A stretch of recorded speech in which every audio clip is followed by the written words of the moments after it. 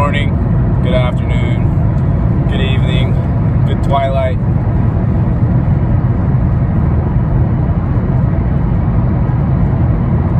Good dawn.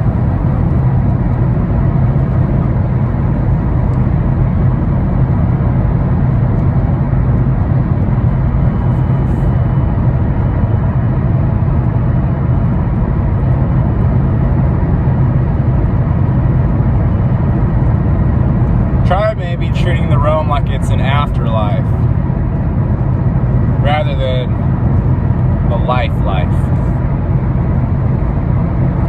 If you do that, you might have a little bit more success in making some sense of what you see around you. I'm not guaranteeing it's going to work. Maybe it will backfire and you'll feel worse off than you did before you tried it.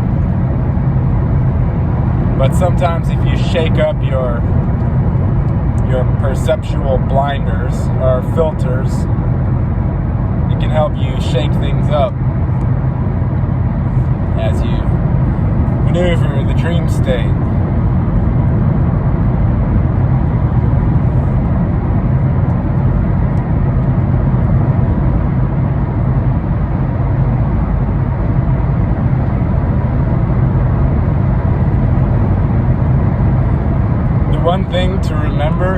One of the things to remember is that you have a lot of time.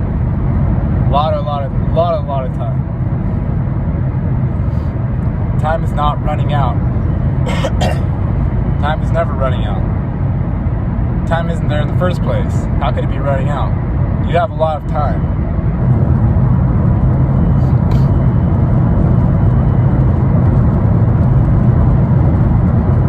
You have endless time.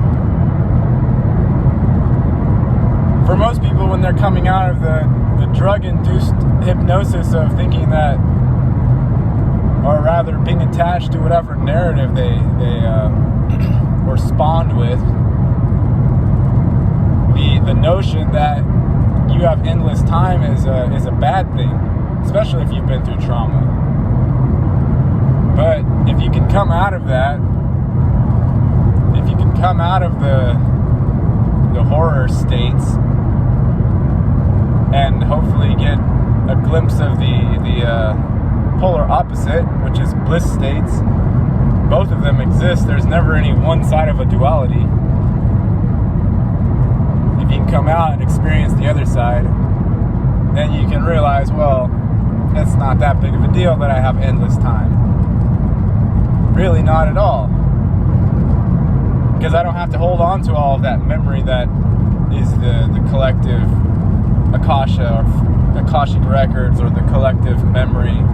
I don't personally have to hold on to that. That's done by some other facet of my existence that is not traumatizing to hold on to. So from that perspective, endless time isn't a problem. As far as I can tell, there is no beginning or end to anything.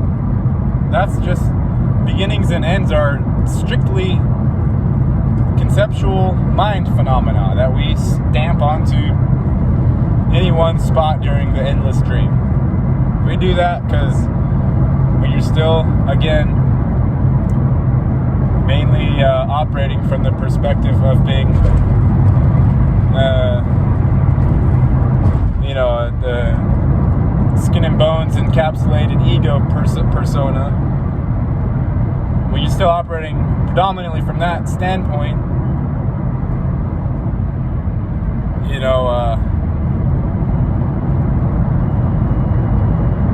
I forgot. I lost my train. My train just went off the track right there, but it doesn't matter. It really doesn't matter. Nothing matters. What was I trying to say? I don't remember. I don't remember most things. Anyway,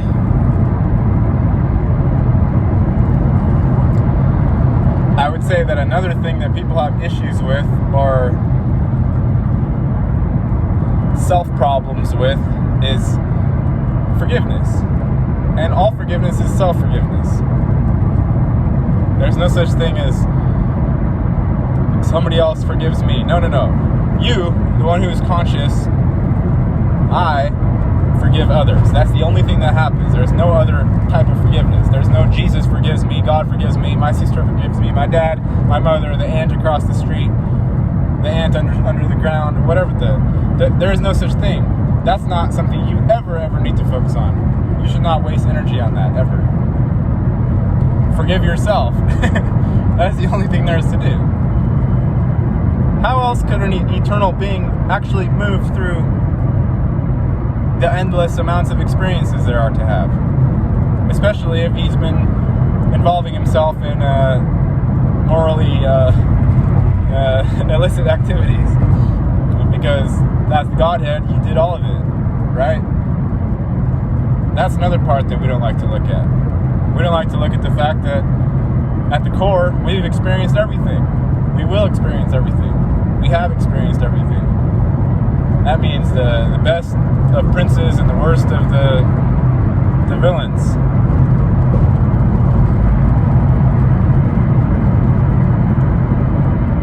So, in order to move on from experiences where you were a big old douchebag, maybe you murdered your whole village for whatever reason, to move on from that as an eternal being, you have to know self-forgiveness. You gotta look at the situation, find out why that happened, hopefully. Forgive yourself. Hopefully the villagers will forgive you and say, hey man, that was an interesting experience. I needed to have that experience of being a village that was, one member of the village that was slaughtered by you. So thank you. You know, maybe that's what happens, I don't know.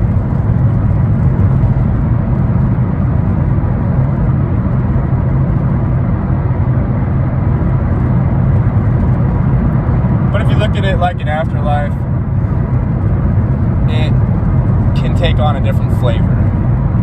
Because whether or not you like to admit it, the mainstream religions do have they have an effect on your subconscious. Sort of appropriation of your delineation between this particular part of life and then the part on the other side of that line called death. Okay, your mind is aware of that line, and it does something with it. So if you just do a thought experiment where you, in your imagination, place yourself on the other side of that line and act like you've already been through it, it will change your perceptions on how you move through this particular realm. And at the very minimum, it will be a nice thought experiment to help break you out of your entrainment to whatever the fuck you're currently entrained to. Okay? Peace!